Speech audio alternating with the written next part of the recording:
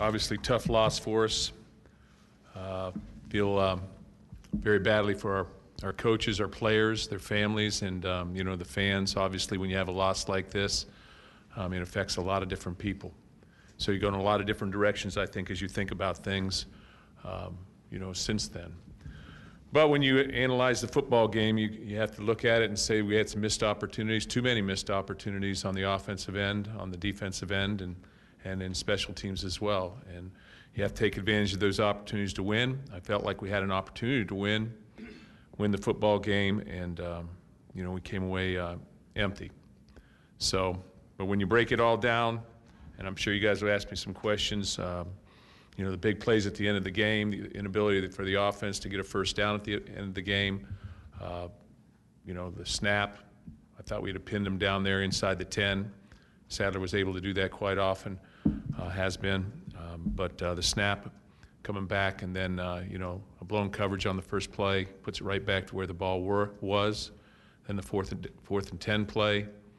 We're playing too deep in the coverage back end, and it's just, just one of those things, I think, where players need to know where they're at on the field, I guess, a little bit more. But inexperienced in a couple positions in that respect. But I guess what I'll do is, as we go into this, is probably the best way is just to answer your questions and then try to move on. But we'll go from there. Or just wondering if you've heard back at all from the Big Ten on any of these calls at the end of the game. Yeah, I've talked to the Big Ten Conference, and obviously those conversations have to remain confidential. I spoke with an official yesterday who was not working this game but has worked your games in the past, and asked him specifically if he saw those two plays, the Johnny Adams and the shoulder-to-shoulder that was called as a head-to-head. He did. He said the onus of the blame goes on the fact that they're constantly harped at by the people who sign their paychecks. Better to err on the side of player safety than not. And he doesn't like it any more than you do. My question is there coming a place where they're going to change the game of football? I don't know how I would say, but almost where it's going to lose what has made the game great. I think that, when you look at the game of football, they're trying to err on the side of safety. But I think the game has definitely changed dramatically in the last 3 to 4 years based on all the evidence on concussions and past concussions and things of that nature. So I think you see a lot more flags on hits out of bounds than you've seen, and some of them right or wrong or indifferent. I think that you can't touch them. And, certainly I don't know how the interference penalty plays into that, but, I don't know. These are all tough things. These are things that go on in the game of football, and I guess, needless to say, that I'm disappointed in them, but what are you going to do? It's not going to change the outcome of the game right now. So the one thing I can control is say that these are the things that we didn't do as a football team. These are the things we needed to do as a football team. And then the other stuff that I can't control, I have to let go. And, somebody else has to control those aspects, but I can't control those. So I'm best off just trying to deal with it. We have enough that we need to fix. And I'm sure that everybody looks at their area of expertise, whether that's seating people or whether that's getting people in the stands or whether that's writing. You look at your expertise and say, okay, how can I do better and how can I critique it? And that goes on every single day. And it's not like people don't make mistakes. We all make mistakes. But some of them are more unfortunate at times than others, in and outside of football. So, Mark, how's that for a political answer today? Okay. Mark, as you evaluate your team going through the season here, and especially how they play in the fourth quarter, how frustrating is it for you to see them make plays one week and then the next week not be able to make those same plays? Well, I think it's frustrating for all of us, players, coaches, fans, etc. You can continually say about football, there are a lot of moving parts in football. There's a lot of different things going on in the game of football that you can question and sit and make suggestions on, or coaches or coach on, or coaches can talk to the players as well. But we've been involved in 4 straight football games that have come down to the last 10 seconds of the game. And I don't know if that's happened in my career, 4 straight. So you have to be at your best at the end of the game, We were in the Wisconsin game, and we won it. We were not in the Iowa game. We were not in the Michigan game, and we were not in the Nebraska game. And you have to be able to accept those facts.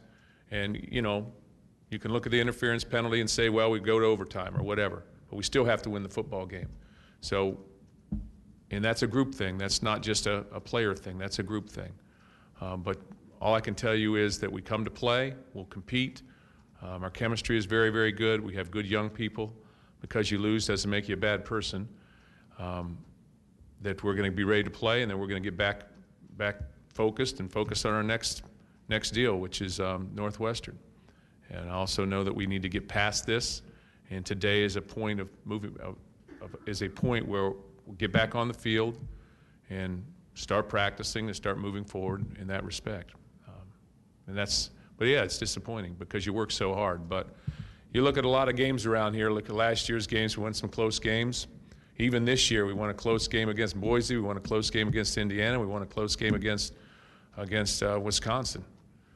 Now we lost 4. And the other ones were sort of close a little bit initially. So I guess it's part of it. Mark, with a play like Darquez's and Johnny's, when they got the penalty, when they're in the spot like that, do you have to talk to them about letting that go, or is there anything that do they already have those short-sighted memories about those plays, just playing defensive back? Yeah, I'm sure that they're going to remember those, and that's part of their experiences. But your experiences, I think, is in dealing with problems should make you stronger. Your experiences that when you fall down should make you stronger, inevitably. And that's the only way that I can look at it. I can look at it and say, okay, here's what we did here. We need to get better, but we're gaining experiences at the end of a game in crunch time, and the more experiences we have, the stronger that you're going to get. It's not like we're falling apart. We've not done that. And I don't think those players are going to fall apart. They're going to get stronger. They're going to recognize, hey, sometimes life's not fair, but, you know, you get back up and you play again. And that's a part of this. So I don't know, you know, athletics in general, I think, you know, parallels a lot of things in life. I've often said that, but you just have to be able to regroup, and you have to experience disappointment and be able to go past disappointment and look, and you know, that's what hope gives you, and move on. And I think as long as you do that, you can stay healthy. If we start beating ourselves down and start blaming each other, or carry this to the next game, and we've done a great job letting it go and going forward. We've done an outstanding job doing that as a group. And, you know, I have a lot of respect for the way we've handled things. Sometimes it's easiest maybe when it's not easy to win, first of all, but when you are winning, everything else sort of just comes together. Everybody's happy and everybody's patting you on the back and praising you and everything else. We've had those experiences. A lot of times it's tougher when you have to regroup, when, you know, you're being surrounded by skeptics and criticism. It's a lot tougher, and you need to be able to handle that end of things too. That's part of athletics. That's part of what we do. So you have to be able to handle that, and inevitably, I believe that it's going to make you stronger. Your biggest challenges, I tell our players all the time, your biggest challenge will not be, hey, making an NFL club. It'll come the day you get cut. That'll be your bigger challenge. Or the day you get fired from your job or lose your job. Not fired, lose your job. In this day and age, lose your job. Much more difficult. So, you know, that's part of it. We've experienced both ends of the stick here. You know, 1 week earlier, we're on top of the world. This week, we're crawling out of the gutter. So we're the same people. We'll get up, we'll go again. Somewhat along those lines, sports psychology is something that's gotten bigger usage in recent years. Is that a resource that you find valuable, and is it something that your players potentially use with as difficult as the season has been? I'll probably be teaching it here before it's all over. Okay. Yeah, we talk to our sports psychologist a lot. You know, ask him how to handle different problems and, you know, get different viewpoints on different things. But I think, just like anything, it's the man in the arena. You know, it's that old adage. It's It's the warrior or the person in that arena that's really experiencing all this. And really, you don't know about sorrow. You don't know about all these different things that go along with life until you experience it firsthand. So nobody can really know how that felt out on that field except for people who have gone through it out on that field, or, you know, in other areas of life. You know, once you feel bad, you understand that, you feel bad, but you don't really know the depth of it until you experience it yourself.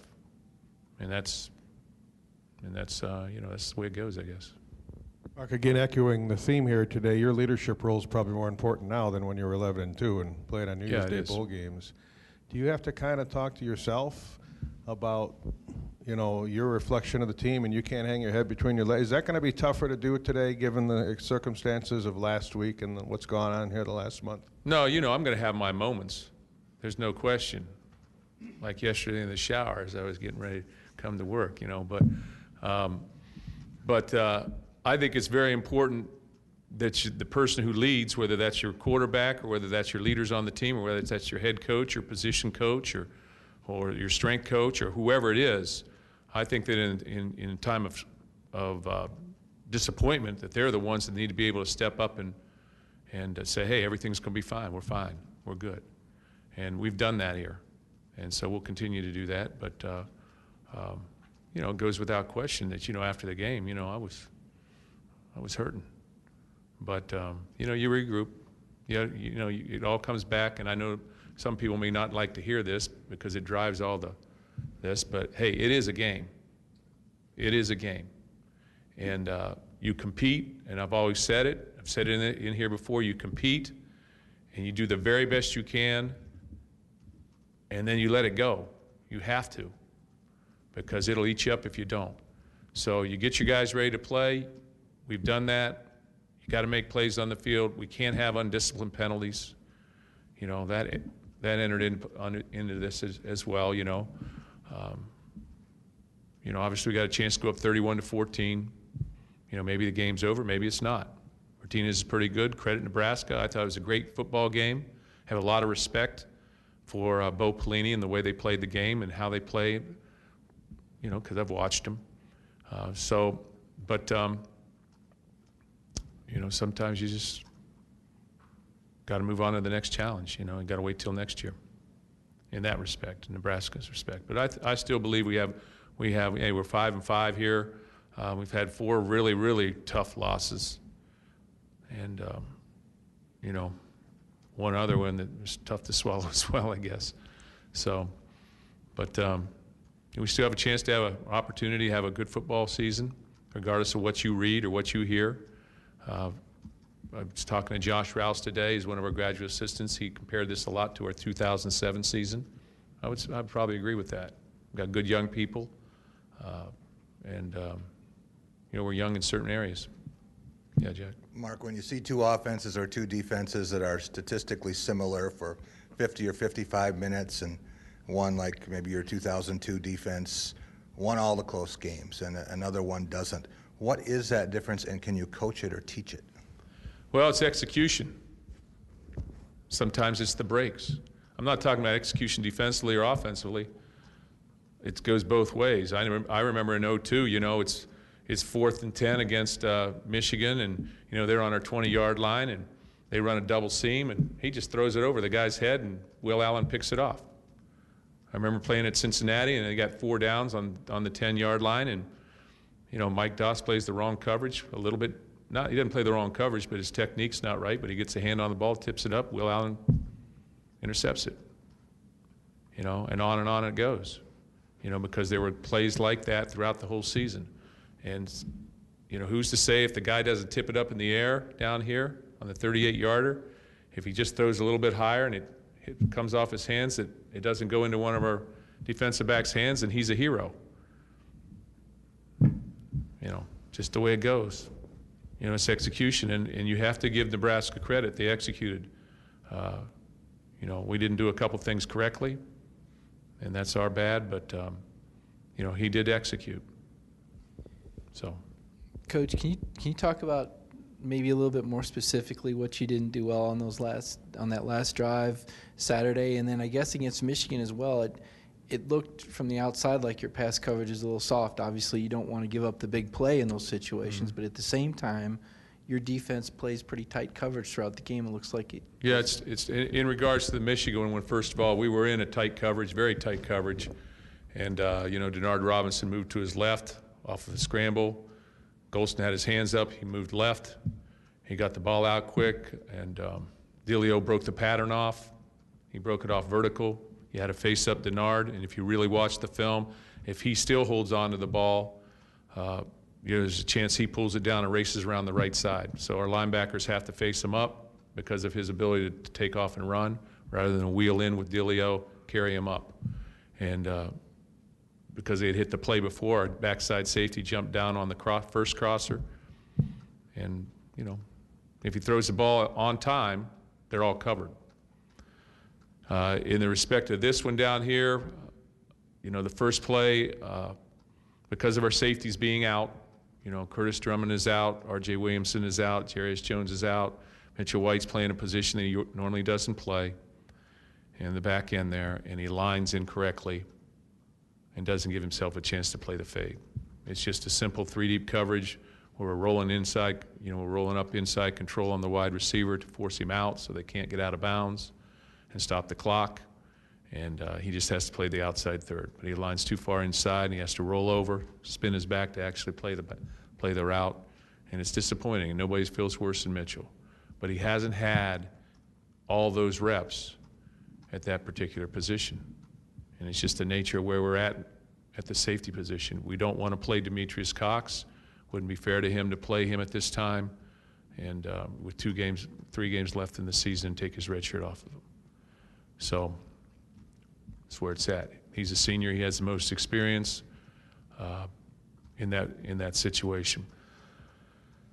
We go to 4th and 10. We jump off sides. Which if we do stop him, it's 4th and 5 now, and undisciplined. But regardless of that, they hit the 4th down pass. They run a double seam route. Talk to him about rerouting the seams at 10 yards depth. Should be able to vision and break 1/3 the ball, the distance the ball's in the air if you're doing it correctly, which means if the ball's thrown 21 yards, you should be able to move 7 yards, and et cetera. Ball's thrown down the seam to Tyler Reed, right on the money. Reroutes should be at 10 yards, or reroutes at 6. Number 28, Tanikos is overextended on the reroute, so he can't pack it back. He reroutes, but at 6 or 7, then he can't pack his body back in the seam, which is 3 yards outside the hash. And we're getting technical, okay? Which is 3 yards outside the hash, which, if you look at my seam is the weakest part of this shirt. So if you rip it apart, that's where it comes apart. In the 3-deep coverage, the seams are the weakest areas of the football field. He hits it right down the seam. Safeties are lined too deep, and the reroute should be at 10, but the safeties are aligned too deep. Due, I think, to 20 seconds being on the clock, and Mylon Hicks is playing for the first time, really, in a gut-wrenching, game right down the stretch, and he's lined at 25 yards deep, and he's pushing in his back pedal. So not only does the ball get caught, it's not tackled immediately right there. Isaiah is probably a little bit deeper than he should, but both of those guys missed the tackle. He gets down this, I think, as I remember. He gets down the sideline before Hicks makes the hit. It's a 38-yard game. So there it is. Prior to, you've got to switch up coverages on people, and with 30 seconds to go, and they're on our own 42. You can say, hey, let's blitz them. But if you blitz them, you don't get home. Not good. You can say, let's play base defense. If they throw it over your head, not good. So you play, tighten it up, and you make sure that you're 5 under, 3 deep, and you make sure you keep that quarterback in front of you so he can't scramble with it and create, which he is extremely dangerous at. And that's what happened. Mark, one of your favorite sayings is you're only as good as your seniors, and you'll have seasons that reciprocate that. Several of your seniors are having disappointing seasons. Is that why you think maybe the team is struggling this year? Well, I think first of all, to me, struggling is cashing it in. You lose a close game, to me, that's not struggling. That's the game. That's people making plays. We're inches away. We're inches away from being, 9-1. So, 8-2, inches, seconds. So we've rallied back every single week and played hard. So I wouldn't say that we're struggling. When you look at our seniors, Foe is out. Disappointing. We lost our center. I can go through all the injured guys. When you look at our seniors, there's not that many seniors, really. And, we've got a young offensive group. So on the defensive side of the ball, we've got a couple seniors, but not very many. So I don't know. It's maybe the lack of the numbers of seniors. And, sometimes, when you win 11 games back-to-back years, people sort of take it for granted that you're going to continue to win 11 games. And maybe we could, with a little of this, a little of that at the end. Different call, different decision by a coach, maybe by me. Hey, if I go for 4th and 2 and we get that one, if I go for 4th and 1 in Michigan, maybe we win. Maybe we don't. I don't know. But, those are the things you have to ask. Those are the tough questions you have to ask yourself. But I don't think that our seniors are having bad years and say, oh, we're losing because of our seniors. I don't think that's the case. We got to just make a play down the stretch. Sometimes it's this, sometimes it's the call, offensively or defensively. I know that everybody's got a hand in this. I know that on Saturday we could have won the game by getting a first down. We could certainly won the game by stopping them. That's the same situation in Michigan. That's the same situation in Iowa. Ohio State was a little bit different. And those are 4 games. Mark, in basketball, at the end of a tight game in regulation, coaches will try to foul their way back into an advantageous position. Would you ever consider, when you have less than 10 seconds or whatever it is, to just grab everybody, take the foul, and put the onus on the other team to either go for the short touchdown with no time on the clock because you can't end the game on a penalty, or to force them to kick the field goal and send it into overtime? I'm not. Oh, you mean to foul them? At the end of the game, if you would have Just grab onto the receiver. let the play continue, just hold them until. I haven't considered that. But Steve, I don't know. I guess I never considered that one, but I will say that, we've taken a different look at different things, such as the last play on how to play it, the kickoff, how to play it, and different things, and try to think outside the box on some things. And maybe that's, we've certainly thought that way when we're taking a safety to let the clock run out, but I've never really been in that situation. But, like I said, there's so many different situations in the game of football. There are many, many unique situations, but that's not a bad idea. Yeah, not a bad idea. Just lock onto them. What do you got to lose? But the game, they're going to have to kick the field goal at the end. With no, if we lock onto them and cover them up, they throw a foul. Glad I come to these. Yeah. But I'm just thinking of competing, stopping them. But you got to understand, things are going very, very fast out there. You got 15 seconds to make decisions, and those type of things.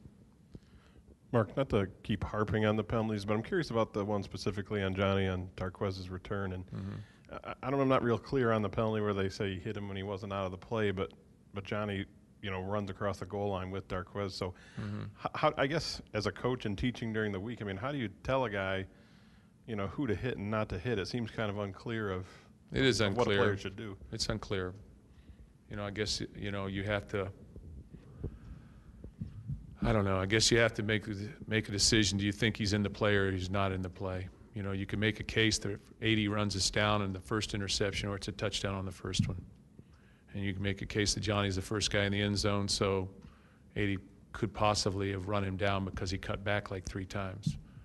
Had to stall his feet and reaccelerate. So you can make a case for that, but as I've said before, you know, I can't get involved in that other than ask from a critique standpoint, you know, and satisfy my own initial frustration. I can do that, but I can't go beyond that and say, because it's not going to change anything. So, I don't know. I guess, I mean, what do you say to a player during the week? You know, when to hit a guy and not, isn't it? I mean, it's got to be tough. I think the basic idea is, hey, if he's not involved in the play, if he's not involved in the play, you're not supposed to hit him. But the game is football. And so it's difficult to assess those things, especially when you're making split-second decisions out on the field very rapidly. So I don't know the answer to that question. So again, I'm just trying to be political up here today. Staying with the day. But I don't know. Just so we can recreate the rest of that final drive. What's that? The timeouts you took, was that related at all to having the young guys out there that hadn't been playing as much? And then also on the blitzes on the last two plays, it kind of reminded me a little bit of that Ohio State game when you were defensive backs coach here, when they were down there. Is that something in that situation typically you would do, just, you know, go after them? Well, I sort of felt, first of all, that the timeouts were twofold, that one, we would know what formation they were lining up in, so we could look at that. Two, we could settle our guys down a little bit and just say, okay, here's where we're at, here's what's going on. You know, we talked to them about the reroutes things and talked to them about how to play that coverage a little bit. You know, in retrospect, I didn't say, don't line up too deep. You know, I just sort of, you know. And in the last play down here, you know, Coach Narduzzi called the first one, the pressure, and I called the second one. And I just felt like you know, we had a chance to get home. We were sending one more guy than they had to block. So you're going to have a quick throw. You're going to have a guy that's going to have somebody in his face. And, you know, the coverage, you know, because it was so close down there that, you know, they pick routes and different things that, you know, wanted to make them throw it quick. So that's what I decided to do. You know, we got to re-engage. They set the tight end blocked, so the guy who had the tight end needs to re-engage and blitz. And, you know, he didn't. So, again, it's selection of plays, and I'll take responsibility for that and its execution. But tough deal. Was, just from a technical standpoint, was that walk-off administered properly on the interference, 15 yards from the 20 to the 5? I'm going to find that out, Steve, because I'm not sure. Because there's some, I don't know when that exactly starts, half distance to the goal line. I thought it would have been, you know, at the 20. But again, things happen so quickly. I'm upset about the call, and before I know, it's just a good example of, hey, don't worry about the call. That's done. Concentrate on the next thing. And it's, you know, so I'm upset about the call, and then it gets marked off, and then the next thing I know, ball snapped. You know, we got the call in, the ball snapped, and, you know, it's happening very fast. Have you already Yep. reviewed that game? Is that game behind you, or is that something that'll happen today where you'll review with the players today before you move forward? No, we put that behind us. You know, we watched the film yesterday morning with our players. Had a team meeting afterwards and, you know, talked. How did that go? There was obviously Very quiet. players were frustrated. Very quiet, yeah. It was very quiet, and, you know, you got to be able to move on. And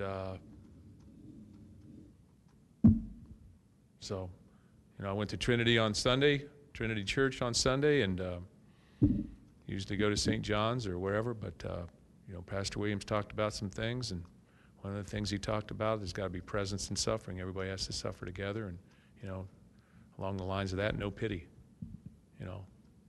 So we got to get on with it, move past it. So I thought it was very relevant to my situation. There are a couple other things there too, but I thought it was very relevant. So, you know, move on. Life's not fair. Life's not fair. It's just not. Okay, so why worry about it? You know, just keep on going and keep on doing what you're doing, and things will even out. Eventually, things will even out, and things come in cycles, and things come in bunches. We picked the ball off 3 times, got a chance. You know, you want to talk about the game, you want to talk about it being a game of inches, we got a chance to scoop the ball right out here for a touchdown. Not only do we not get the scoop, they almost scoop it for a touchdown. And then we got a chance to fall on it. We don't fall on it. They fall on it. It's a 15-yard gain. And I think they score on that series. And we run the ball back for a touchdown. It's called back. They bring it back. It's 3rd and 6. We're right up the gut. On 3rd and 6, got a chance to sack him. We don't sack him. He scrambles. We got a chance to catch him. We don't catch him. He runs out of bounds 1 yard short of the first down. It's 4th and 1. They get it. Next play, he makes us look like, you know, it's not very flattering the way we tackled that next play. So I'll leave it at that. But yeah, we watched the film. Okay, so I mean, you know, if we make the play on 3rd and 6, they're punting. They're not going for it on 4th and 1. And 4th and 1 at that point in time is different than 4th and 2 at the other point in time. So it's different.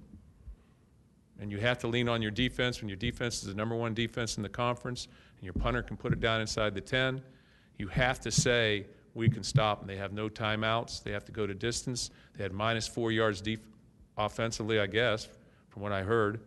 In the 3rd quarter, they had -4 yards. So you have to, and they really only had 1 play in the 4th quarter. So you have to feel like, hey, we can stop them. You can't go for it on 4th and 2, and then they have 30 yards to get a field goal. They just have to go 30 yards to get a field goal. You just can't do that. You have to play I think you have to play the dynamics of what you're doing, and you know, understand the percentages. And I know that, hey, there's a chance we could have got that 4th down, and I was looking hard at it. And believe me, nobody wanted to go for it and end that game more than I did. But, you know, common sense tells you got a better chance of punting it down inside there and making them go 90 rather than 30. Have you already jumped on Northwestern, or do you work on Michigan State this week at Northwestern? Now, we're critiquing Michigan State. We've also looked at Northwestern, and we're currently watching Northwestern. We'll practice for Northwestern today. We'll recruit the rest of the week with our coaches. We'll get back on it on Sunday and have a full practice on Sunday, and then take Monday off and go Tuesday, Wednesday, Thursday. So we'll be prepared.